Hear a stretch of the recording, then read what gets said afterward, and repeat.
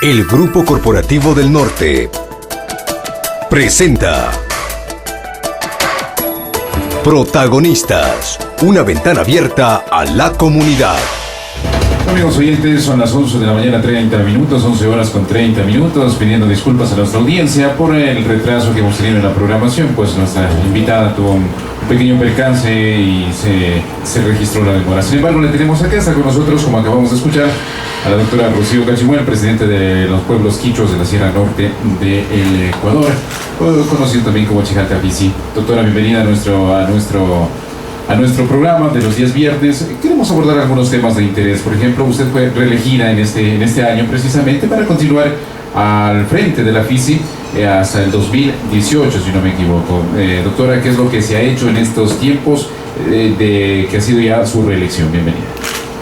Buenos días a todos los que escuchan esta emisora y de manera especial al programa Protagonistas. En este sentido, como Rocío Cachimuel, estoy reelecta para el nuevo periodo de la FICI, que son 3 años. En estos tiempos de ejercer esta dignidad, este encargo de las comunidades, de los pueblos, es una actividad ardua que necesita mucha dedicación, mucho tiempo y especialmente la voluntad y ese compromiso. En ese sentido, hemos en este periodo que culminamos y ahora estamos iniciando, hemos realizado varias actividades, fundamentalmente en el fortalecimiento de las comunidades de los pueblos, es decir, a los gobiernos comunitarios, tanto de las comunidades como de los pueblos, y por otro lado también el defender los derechos tanto individuales como colectivos. De manera especial, por ejemplo, hemos trabajado en estos tiempos en el tema de la ley de aguas, en el tema de la tierra, en el tema de la educación. ¿De qué forma han trabajado ustedes en ese tema de la ley de aguas específicamente? Bueno, este tema de la ley de aguas desde hace muchos años atrás se venía discutiendo en la Asamblea Nacional, y a partir del 2014 ya inicia en el segundo debate, es decir, en el proceso de aprobación. Pero previo a ello, la Asamblea Nacional, ¿qué es lo que realiza? Realiza una consulta prelegislativa, que es un derecho también que está reconocido en la Constitución de la República del Ecuador. En ese marco se inicia este proceso y nosotros como organización impulsamos para que las comunidades, las juntas de agua, los pueblos participemos de manera masiva, pero con nuestras propias propuestas para que sean incluidas ya en el proyecto de ley que se estaba ya por aprobar. En ese sentido, hemos casi más de un año hemos pasado en ese proceso de análisis, de generar propuestas en grandes asambleas. Inclusive yo recuerdo que en las juntas de agua, tanto de riego como de consumo humano, hemos tenido asambleas con más de 1000 personas, con más de 500 personas, y también en las comunidades más pequeñas, con 20, con 30 familias, lo hemos analizado. Pero esas propuestas no fueron acogidas en la... Me preguntas, es que esto, lo que ustedes han discutido, han debatido y todo eso, ¿ha sido resaltado por la Asamblea o no? ¿O en parte o nada? Casi en nada, porque ya el proyecto que ya estaba establecido, inclusive el proyecto que nosotros analizamos en la Asamblea, ya en el segundo debate para la aprobación, ya había otro texto. Así es. Entonces, en ese sentido, la participación fue muy activa, y eso es un derecho que nosotros estábamos ejerciendo. De hecho, no se acogieron, pero eso no significa que nosotros nos quedamos con los brazos cruzados. La ventaja de esa participación fue de que las comunidades, las juntas de agua, lograron conocer el contenido, especialmente en relación a las juntas de agua, de esta ley. Entonces, eso fue lo principal, y aparte de eso, la activación ya organizativamente, comunitariamente con la Junta de Agua, la articulación, las juntas con las comunidades, fue un proceso muy interesante que se logró consolidar más ese proceso de organización. Eso fue lo fundamental para nosotros. No fue negativo, algo se sacó. Sí, exacto. Para nosotros como organización lo que se sacó es que se consoliden las comunidades, las uniones y también las juntas de agua, para que tengan claro, por lo menos una visión clara de qué es lo que contiene esa ley.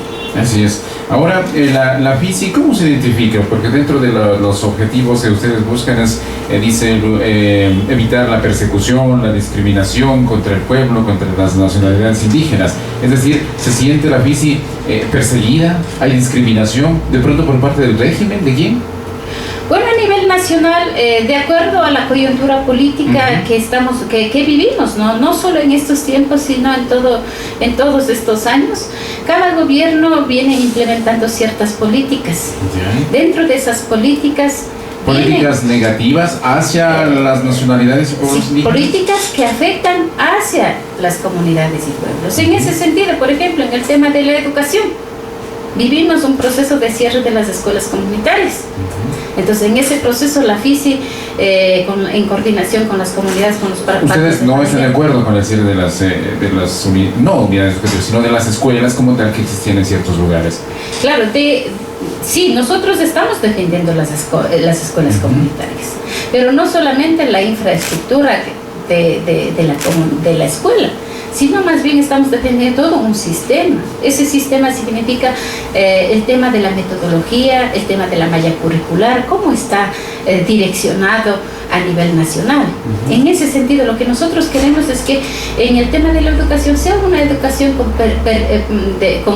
con sentido de pertenencia, es decir, de acuerdo a nuestra realidad, a nuestra identidad. Entonces, eso es lo que nosotros estamos exigiendo.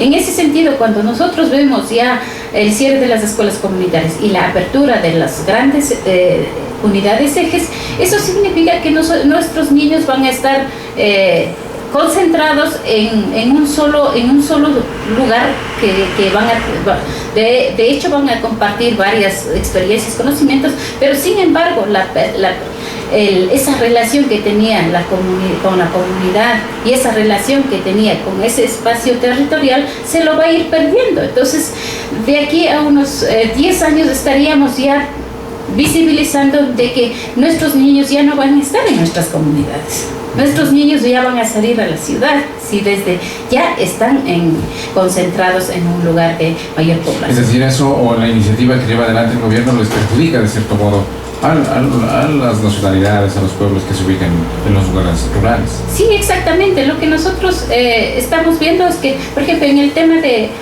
esas políticas de la educación, por ejemplo, a través de la vigencia de la ley, se inició ya la implementación de la descentralización. Entonces ahí sí sentimos que afectó bastante. Por ejemplo, habían cabildos que de una u otra manera, algunos por presión de las profesoras o por presión del ministerio, ellos aprobaron, autorizaron que se hiciera. Pero cuando una vez que se cerró la escuela, ahí recién se dieron cuenta la importancia que tenía la escuela dentro de su comunidad. Porque la escuela con los niños es lo que le da vida a la comunidad. Entonces, en ese sentido es lo que nosotros estamos exigiendo, que las escuelas comunitarias no se cierren, más bien vayan fortaleciéndose cada vez más. Inclusive con el cierre de las escuelas comunitarias, por ejemplo, había niños que tenían que caminar 5 kilómetros, 3 kilómetros en esa lluvia, en ese frío, especialmente en las zonas de Quichichi, por ejemplo. Entonces ahí hemos realizado varias reuniones con el distrito, con las autoridades de la zona. Entonces ahí de una u otra manera se ha logrado un poco parar esa cierre ¿Pero cuántas escuelas conocen ustedes ya se han cerrado? ¿Cuántas escuelas comunitarias? Especialmente, lo que pasa es que es un proceso, estos cierres no se dan, digamos, en un mes 5 escuelas cerradas. Sí, de manera paulatina, claro. De manera paulatina se van cerrándose, inclusive hasta el momento hay amenazas de algunas comunidades, especialmente de Ibarra, que están en proceso de cierre. Entonces, en ese sentido, nosotros lo que queremos es que nuestros niños tengan un acceso, es decir, un acceso a la educación. Pero ese acceso significa que esté cerca, pues, la escuela, no necesariamente tiene que caminar una media hora, unos 45 minutos o una hora o más.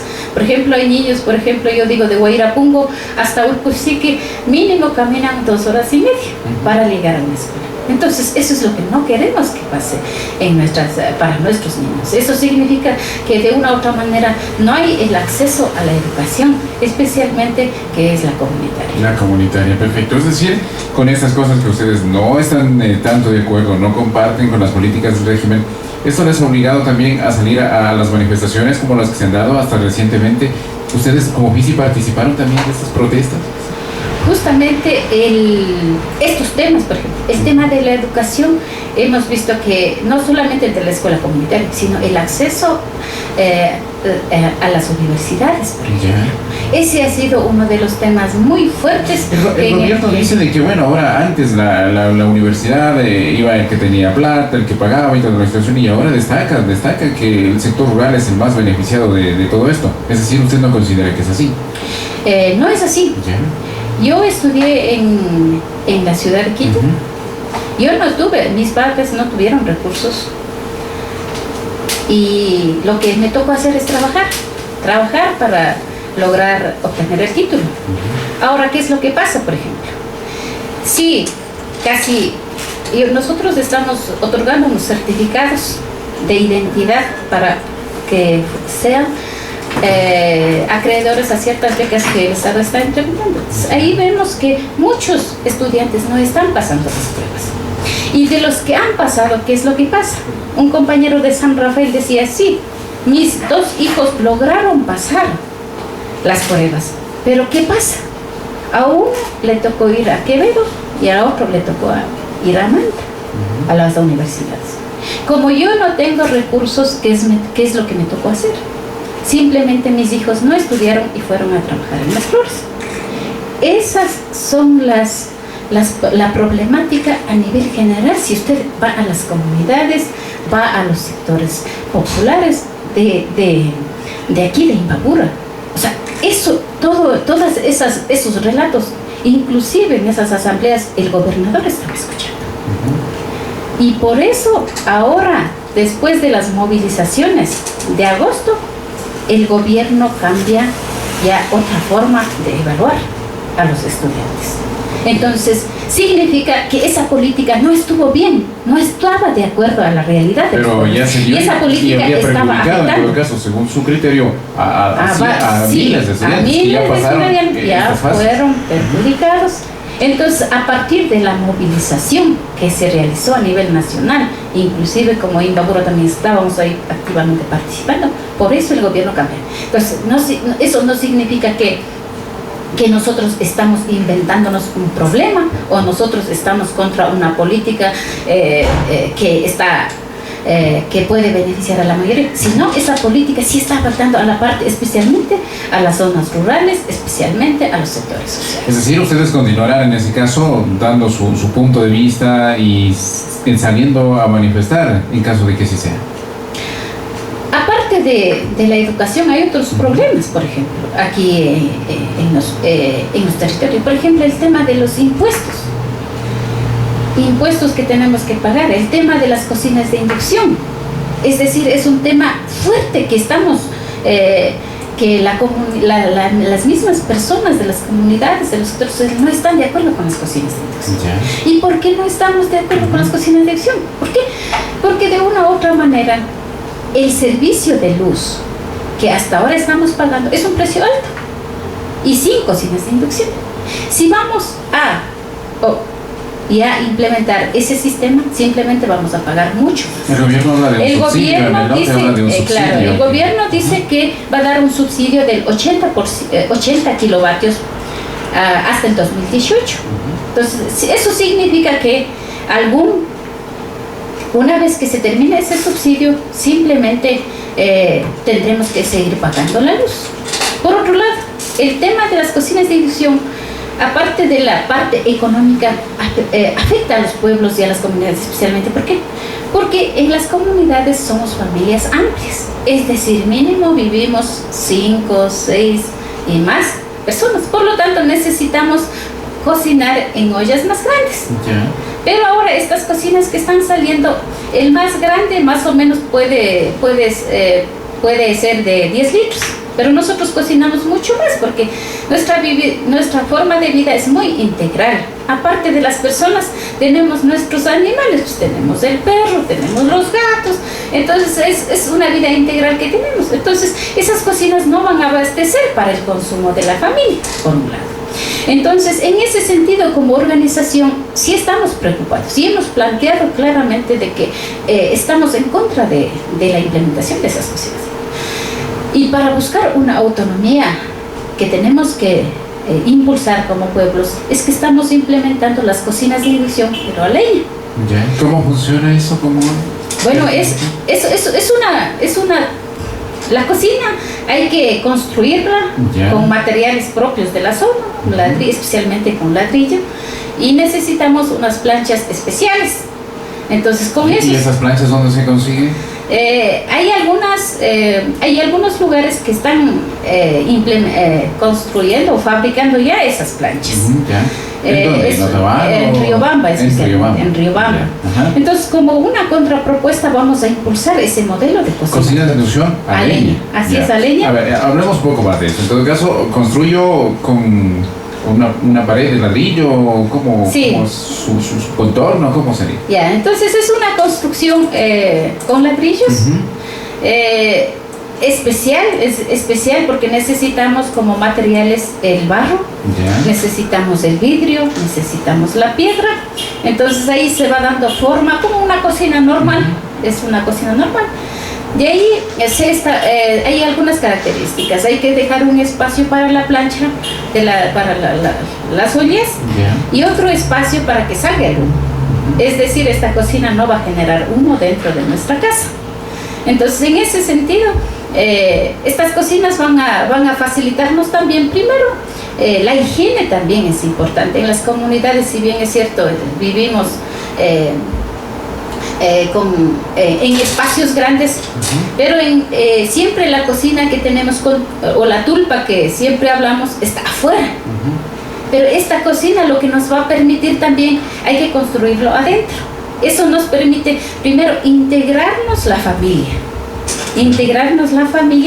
después nos va a permitir tener la autonomía económica, es decir, ya no vamos a necesitar dinero para cocinar, sino más bien en nuestra parcela siempre tenemos árboles de toda clase, simplemente hacemos nuestra leña y con eso cocinamos. Y el ahorro es fundamental. Con 4 a 5 trocitos de leña, usted ya cocina todo un almuerzo. Porque eso le iba a consultar, porque de pronto voy a necesitar gran cantidad de leña y todo eso, entonces como que... No, esa es la característica, ¿no? O sea, esa es la característica, es una cocina ahorradora de leña.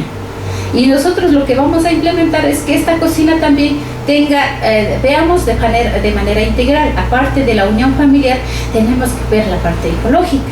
Es decir, si nosotros construimos esa cocina, de hecho en nuestra parcelita, por más pequeña que sea, tenemos que sembrar árboles, tener árboles para no deforestar el medio ambiente, el espacio que tenemos. Entonces, ahora, estas cocinas ya se encuentran, alguien tiene ya como plan piloto, como la propuesta que ustedes tienen, en dónde, para que la gente conozca también. Ya, a nivel de Chimborazo hay varias experiencias. O sea, esto viene desde el Chimborazo, sí. viene de... A nivel de Cayambe se han construido 4.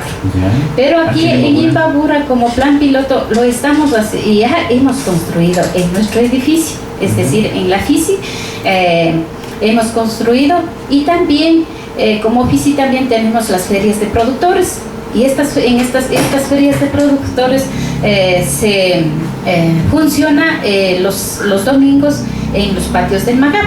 Y ahí también hemos construido, es decir, como modelos para que se puedan... Aquí en Ibarra. Sí, aquí en la ciudad de Ibarra, en los patios del MAGAP, ya está construida una cocina de inducción. Y eso es lo que queremos ir impulsando, y hemos visto mucho interés de la gente, mucho interés. Han participado cabildos de las comunidades, dirigentes y otras personas, como fue un espacio público para la construcción, para que vean y aprendan. Había mucha participación, mucho interés en esta cosa. ¿El costo cuánto estaría más o menos? Más o menos con todos los implementos, esa cocina es bien completa, es decir, aparte del ladrillo que tiene ya la baldosa incluida. Sí. Entonces, con es decir, es un ladrillo especial. El ladrillo normal. El ladrillo normal, y después le implementa ya la baldosa. Entonces ahí queda una cocina. Con todo eso está costando más o menos $300. Ya, pero ya queda lista para... Sí, lista para el uso. Perfecto, ¿y con qué funciona? Con cualquier olla, porque la de inducción tiene que comprar su kit de ollas y todo eso, la de inducción eléctrica, claro, identifiquemos aquí, ¿no? Acá funciona. Acá es cualquier olla, y lo que nos han recomendado es que esta cocina tenemos que ocupar a lo máximo. Es decir, ese calor que tenemos que ocupar lo máximo. Es decir, si nosotros acabamos de cocinar un almuerzo o una merienda, podemos dejar el agua en una olla o una agüita para después lavarnos la mano, asearnos o en todo caso lavar los platos. Entonces todo el tiempo hay que utilizarlo, ese calor que nos brinda esa cocina. Perfecto, interesante. La doctora Rocío Cachimuele dialogando con nosotros temas de interés sobre lo que realiza la FISECA en la provincia de Imbabura. Hacemos una pausa y regresamos ya con la segunda parte de nuestra entrevista.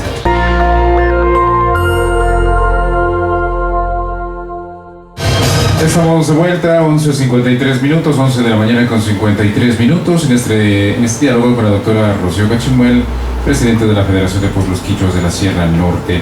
A propósito de lo que es la Federación de Pueblos Quichuas, esta es la más grande del norte del país, doctora.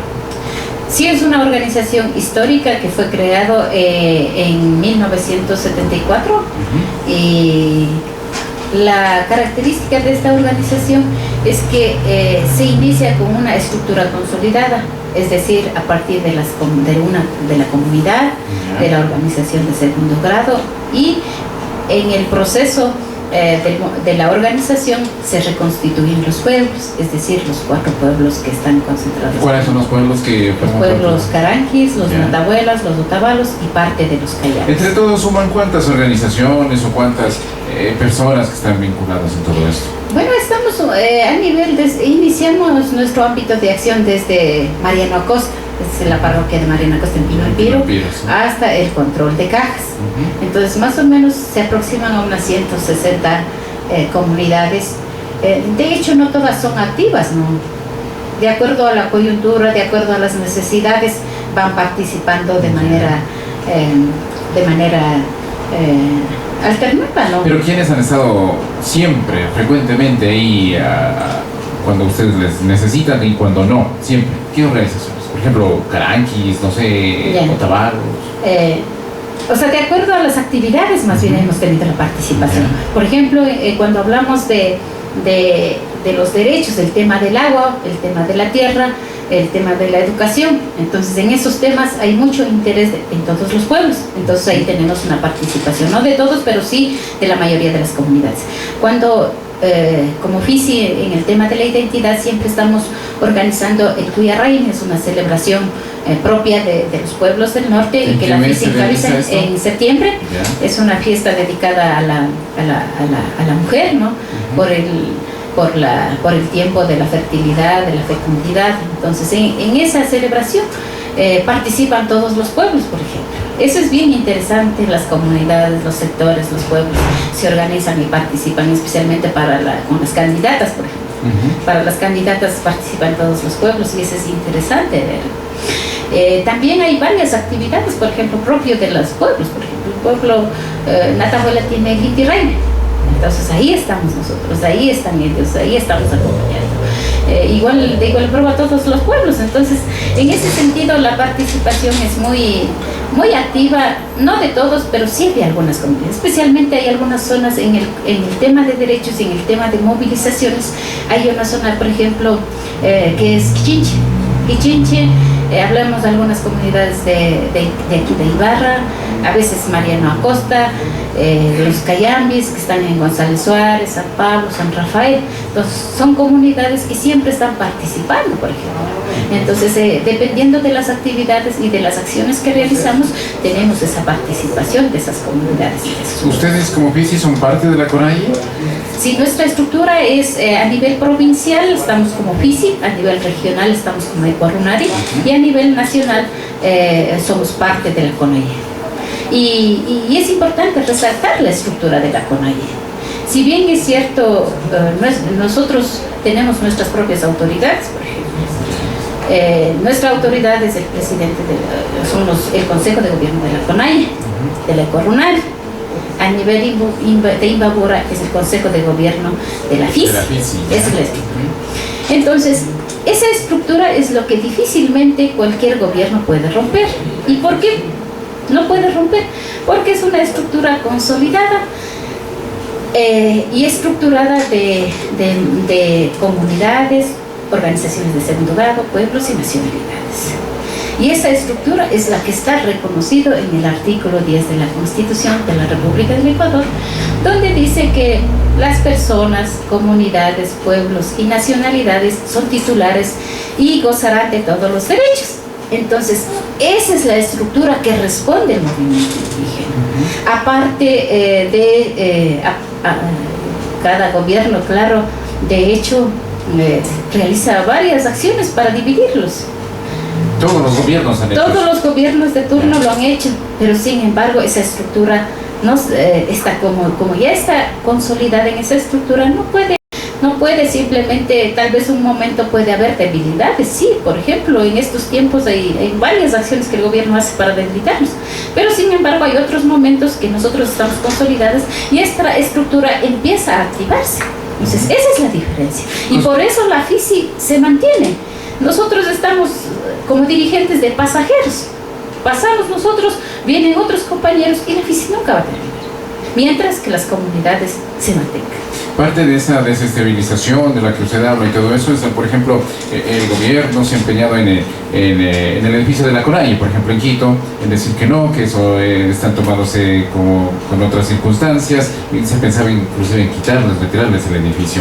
¿Esos son tipos de cosas como para disminuir a ustedes?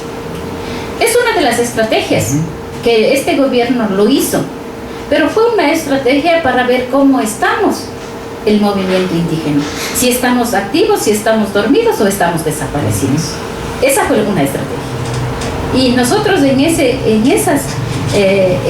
frente a esta decisión que tomó el gobierno, simplemente nos organizamos y fuimos a defender. Imbabura fue una de las provincias con mayor representación, participó en la defensa de la Casa de la. Y nosotros no defendíamos esa estructura de la Casa de la CONAIE, sino todo el contexto histórico, social que nos representó a nuestros abuelos que lucharon para defender nuestros derechos y lograron obtener esos espacios. Entonces, la Casa de la CONAIE representa la lucha del movimiento indígena, la lucha de nuestros abuelos y abuelos. Y eso es lo que fuimos a hacer. ¿Ya quedó ya en paz, si vale decir esto? ¿Ya el edificio sigue siendo de la CONAIE y podrá ser utilizado por la CONAIE o todavía existe algún litigio por ahí? Desde el gobierno nacional ya ha retirado esa propuesta que tenía. Hasta ahora nos han comunicado que no existe ningún trámite para desalojar o para solicitar que se retire. Perfecto. Hablando también del gobierno, se está socializando el tema de las enmiendas y todo eso. ¿Ustedes han jugado algún papel allí? ¿Conocen de las enmiendas que se está socializando en todo el país? ¿La comisión que está encargada de esto? El movimiento indígena a nivel nacional y de manera especial aquí en Imbabura, hemos tenido varios análisis y en las diferentes, a partir de la movilización especialmente de agosto, en la zona de San Rafael analizamos en todas las asambleas comunitarias, inclusive con presencia del gobernador. Entonces ahí nosotros tenemos algunos puntos que estamos en contra de las enmiendas constitucionales. ¿De todas las 16 enmiendas propuestas? Primero, la forma. En la Constitución de la República del Ecuador hay formas de reformar la Constitución o cambiar la Constitución. Una es las enmiendas constitucionales, otra es la consulta popular. Si bien es cierto que hay temas a nivel nacional que nos han consultado por todo, es decir, si usted quiere que los gallos sigan peleando o que sigan los toros, nos han consultado. Pero ahora, en las enmiendas constitucionales, no solamente va a tratar la parte, digamos así, no de fondo, sino de forma nomás. En ese sentido, hay algunos temas que nosotros hemos planteado. Primero, que se debe hacer una consulta. Es un derecho que está en la Constitución. Y por lo tanto, si queremos cambiar la Constitución, que nos hagan la consulta. Es decir, nos preguntan no a si través de enmiendas, sino directamente con una consulta. Así es, nosotros no estamos de acuerdo con las enmiendas. Entonces, ¿cuál es el objetivo de las enmiendas? El objetivo de las enmiendas es, por un lado, restringir los derechos que hemos ganado. Es decir, el derecho a la participación, el derecho a la comunicación, el derecho al trabajo, inclusive la autonomía de los gobiernos descentralizados que han tenido. El tema de las consultas, de la consulta popular. La Corte Constitucional, de acuerdo a la consulta que hace la Asamblea Nacional, solamente la primera pregunta es la que establece que tenía relación con la acción de protección, establece que debe ir a una consulta popular. Pero las demás preguntas dicen que sí es viable a través de las enmiendas. Entonces, en ese sentido, nosotros tenemos, por ejemplo, en el tema de la consulta popular, los gobiernos autónomos descentralizados pueden hacer una consulta popular, pueden plantear una consulta popular, de acuerdo a la jurisdicción y a cualquier tema. Así establece la Constitución. ¿Y cuál es la propuesta de la enmienda? Dice que ahora los gobiernos autónomos descentralizados solamente tienen que consultar de acuerdo a su competencia, es decir, de acuerdo a la función que ellos tienen y no a todos los temas. Una restricción a los gobiernos autónomos descentralizados, especialmente a la consulta popular. ¿Por qué pasó eso? Como es de conocimiento público, se planteó la consulta para defender los territorios de los pueblos indígenas. Se planteó y sin embargo desde el Consejo Nacional Electoral no se dio paso. Entonces, en ese sentido, ahora la restricción es esa. Es decir, nadie puede plantear una consulta popular en un territorio determinado, en una jurisdicción determinada. Debe ser en el territorio, la jurisdicción y de acuerdo los temas, de acuerdo a su competencia. Después tenemos el tema de la reelección. Las autoridades de elección popular pueden reelegirse por una sola vez. Entonces, en esta enmienda, ¿qué es lo que establece? Suprime esta reelección por una sola vez. Suprime. En cuanto al presidente de la República, también el periodo tiene un periodo y una reelección más. Entonces, eso es lo que suprime. Bueno, en ese caso el presidente también anunció y propuso una transitoria y todo eso, que bueno, él ya no se va a reelegir y eso ha sido ya aprobado por Alianza País también, de que no participará en las elecciones del 2017. Pero eso no es el problema. Ya. O sea, el tema coyuntural actual no es tanto el problema, sino es a futuro también, pues no. Ya. Pueden venir otros presidentes que van a utilizar cualquier figura legal o cualquier otra forma para quedarse todo ese tiempo. Entonces, no estamos hablando del principio de alternabilidad, por ejemplo. No estamos hablando del principio de la inclusión. Entonces, en ese sentido, o sea, no es que solo estamos en contra de la reelección de Rafael Correa, sino más bien a futuro también se puede dar, no solamente en la presidencia, sino en eso otros sea espacios. mal utilizado por quienes vengan. Así es, entonces así es. Entonces, por otro lado, también el otro tema más grave también es el tema del rol que tienen los militares. De acuerdo a la Constitución vigente, los militares tienen la función de velar por la soberanía e integridad nacional. Así es. Así está. Entonces, ¿cuál es el planteamiento con las enmiendas?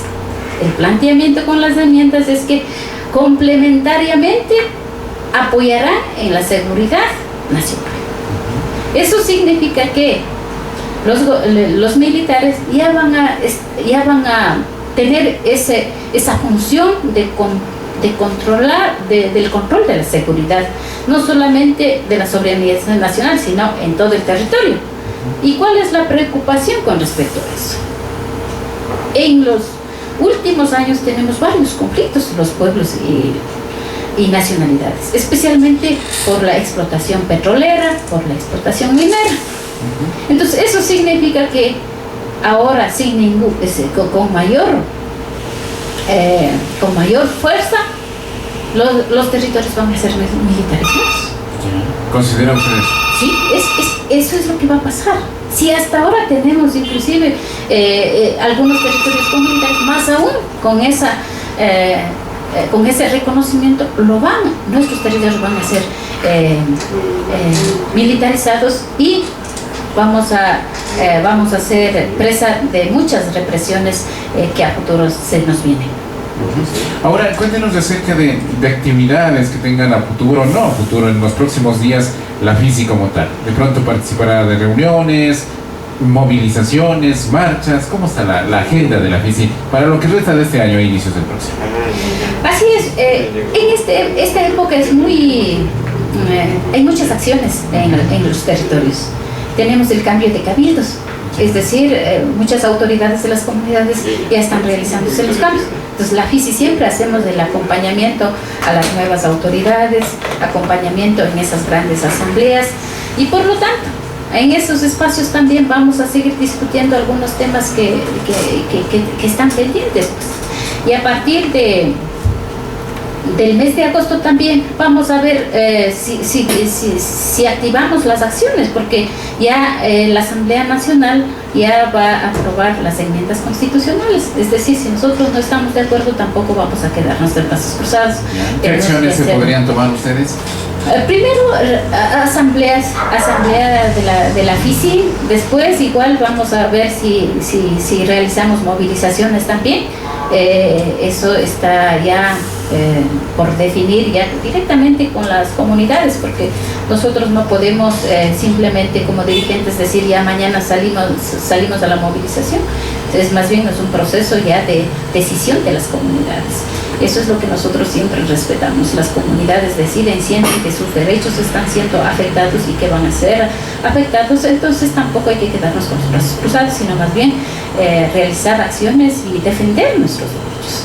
Si nosotros no defendemos nuestros derechos, ¿quién nos va a defender? O sea, ese también ha sido uno de los objetivos en mi gestión. Yo he tenido un proceso en el tiempo que, en todo este tiempo lo que hice es aprovechar para tener una formación académica. Pero esa formación académica no se complementa pues solamente con el ejercicio de la profesión. Al menos para mí se complementa en ayudar, en difundir, en compartir experiencias, conocimientos a las comunidades, a los dirigentes. ¿Para qué? Para que esos dirigentes conozcan y sepan defender, porque muchos derechos son vulnerados porque no conocen la Constitución, no conocen las leyes, y la misión y la visión de la FICI también es ir empoderando esos derechos para que las autoridades se defiendan en sus territorios. No siempre los dirigentes vamos a estar siempre acompañando, sino más bien que ellos también conozcan y vayan ejerciendo. O sea, eso es lo importante. Hay muchos derechos que están en la Constitución, que están en los instrumentos internacionales sobre pueblos indígenas, pero en nuestras comunidades por desconocimiento no lo están aplicando, no lo están ejerciendo. Ese ha sido también el trabajo también de la FICI, de acompañar para que conozcan y sepan defender. Por ejemplo, una experiencia interesante de la comunidad del Cercado, por ejemplo, una de las comunidades de Cotacachi. Al inicio tenía mucho, en los cabildos la gente no tenía mucho conocimiento y siempre la FICI y los dirigentes teníamos que estar ahí, en cada conflicto vamos solucionando. Pero en estos últimos tiempos vemos que ya tienen una autonomía de administrar justicia, de organizarse y demostrar también que esa capacidad y ese poder que tiene la comunidad. Y eso es interesante. Por ejemplo, recién tuvimos una experiencia de una solución de un conflicto por un robo de agua, por ejemplo. Yeah. Entonces ahí todas las comunidades se involucraron y logramos solucionar, pues, y en nuestro territorio, o sea, y con nuestras autoridades. O sea, eso es lo que al menos como dirigente de la FICI, o sea, me llena de emoción, ¿no? Que las comunidades, los dirigentes vayan asumiendo, vayan conociendo y vayan ejerciendo. Y ese ha sido también mi trabajo, ¿no? Aparte de aprovechar el tiempo en mi formación académica, ahora estoy aprovechando el tiempo apoyando a los dirigentes. En el tema de la justicia indígena, ¿ustedes están cumpliendo con lo que la Constitución les amparan? ¿Sienten que sí están ejerciendo este derecho? Los pueblos indígenas ancestralmente teníamos formas de solucionar conflictos. A partir del... ¿La purificación está dentro de eso? Sí, ¿Ya? o sea, hay varios, o sea, ancestralmente teníamos las normas, los principios, los procedimientos, las sanciones, pero mucho más se visibiliza es cuando se incorpora en la Constitución del 98 y se ratifica en la Constitución del 2008. Entonces ahí se ratifica y ahí se visibiliza la justicia indígena y ahí entra como en conflicto de poder con la justicia ordinaria, es decir, la justicia ordinaria y la justicia indígena, ¿cuál es más práctico, más viable o más rápido? Entonces ahí entramos en conflicto. Entonces, en ese sentido, al menos en Imbabura, especialmente en los pueblos otavalos y cayambis, la aplicación de la justicia es muy fuerte. Creo que todos los cabildos están ejerciendo día a día la justicia indígena. Y la justicia indígena tiene principios, tiene normas, tiene procedimientos y tiene sanciones. Pero cuando se trata, por ejemplo, de una muerte, me llega el caso ahorita, ¿actúan ustedes como justicia indígena o eso sí tiene que actuar la justicia ordinaria? Que sería muy distinto a que se robe un cilindro de gas, por decirlo. Entonces, los pueblos indígenas, a partir del reconocimiento de la Constitución, estábamos ejerciendo todos los conflictos. Para nosotros los conflictos significa desde una pelea de niños hasta una muerte, hasta un tráfico, puede ser de personas. Entonces, eso es un conflicto. Pero ya para la justicia ordinaria eso ya entra en conflicto. Es decir, dicen, ¿cómo una autoridad indígena que no ha terminado ni la escuela puede solucionar un conflicto en un caso de muerte, por ejemplo? Así es. O un caso de violación. ¿Cómo van a solucionar una violación una autoridad indígena? Ese ha sido el conflicto. Frente a eso, ha habido algunos casos relevantes que nosotros hemos solucionado sin ninguna dificultad. Por ejemplo, fallecimientos de personas, violaciones, trata de personas, es decir, todos los casos. En eso, a partir del agosto del 2014, la Corte Constitucional emite una resolución en donde limita este ejercicio de la justicia indígena. Dice que todos los casos que tengan que ver con la vida de las personas no pueden conocer. Entonces, en ese sentido, más bien hemos tenido varios conflictos. Aparte de eso, hay la Ley Orgánica de la Función Judicial, donde garantiza la declinación de competencias. ¿Eso qué significa? Que si un caso está en la justicia ordinaria, pero los involucrados son de una comunidad, la autoridad de esta comunidad puede solicitar la declinación de competencia, es decir al juez, vea, señor juez, este caso está en mi territorio, las personas son de mi territorio, por lo tanto, yo soy la autoridad competente. ¿Eso se ha dado? ¿Eso se está cumpliendo? Esa es la declinación de competencia. Entonces, eso estaba cumpliéndose normalmente hasta el 2014, hasta agosto del 2014, donde la Corte Constitucional emite una resolución. Entonces, a partir de ello tenemos varios conflictos.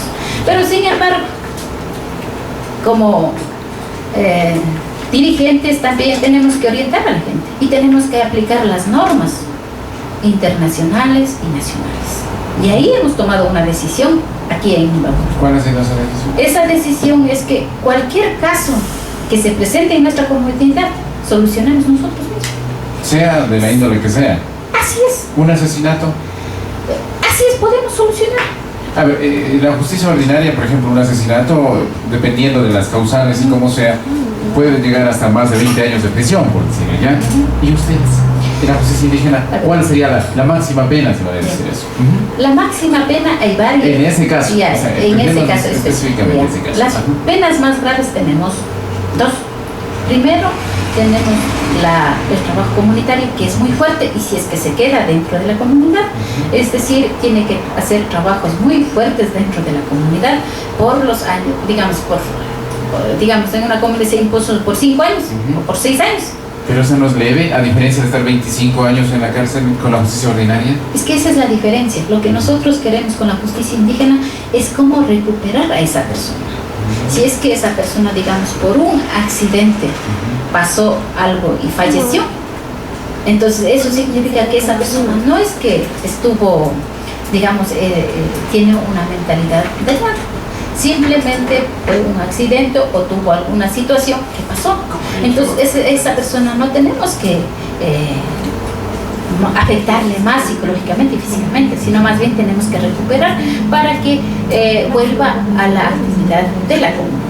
Eso hemos hecho, o sea, en algunos casos, por ejemplo, hemos tenido declinaciones de competencias, por ejemplo, en Cotacachi por la muerte de un compañero en Inti Raymi. Hemos tenido igual en San Rafael la declinación de competencia nos han dado, pero en estos últimos tiempos tenemos varias dificultades porque se nos están negando. Entonces, ¿cuál es la estrategia que nosotros optamos? Es que en nuestras comunidades vamos ejerciendo y en la comunidad del cercado especialmente estamos ejerciendo toda clase de conflictos. No hemos tenido hasta violaciones, hasta ahora lo venimos solucionando, no hay ningún problema. En caso de violaciones, por ejemplo, ¿cuál es el trabajo? ¿Cuál es lo que tiene que hacer el involucrado, el acusado? El trabajo comunitario. Es un trabajo comunitario. ¿Por qué tiempo es esto? Por 4 años, dependiendo hasta 5 años, 6 años. ¿En qué consiste este trabajo comunitario? Muchos escuchamos trabajo comunitario, pero ¿en qué consiste? ¿Cuántas horas diarias? ¿Qué es lo que tiene que hacer? ¿En dónde? Sería importante conocer. Sí, entonces, el trabajo comunitario tiene que cumplir una actividad dentro de la comunidad. Por ejemplo, en el cercado dice usted ha cometido esta infracción, por lo tanto, tiene que mantener la vía de la comunidad, es decir, de la entrada del cercado hasta la última parte del empedrado de la comunidad. Usted tiene que hacer el mantenimiento. Si es que ahí falta una piedra o falta cualquier cosa, usted recoge los materiales y va. ¿Cuál es el horario? En algunos casos es sábado y domingos, y en otros casos también es de lunes a viernes, pero tienen que cumplir el tiempo establecido. ¿Quién vigila? ¿Quién controla eso? El cabildo. El cabildo es el que controla y los miembros del cabildo es el que controla. Y si incumple, no hace lo que ustedes le han ordenado o tiene que... Si es que incumple, nuevamente se convoca una asamblea y esa asamblea es la que impone una sanción mucho más fuerte. Mucho más fuerte. Sí, y en la justicia indígena la sanción más fuerte es la expulsión o exclusión. Es decir, si una persona tiene sus antecedentes penales muy graves, simplemente a esa persona ya no podemos recuperar. Esa persona ya no hizo por un accidente o por alguna cuestión, sino más bien ya tiene sus antecedentes.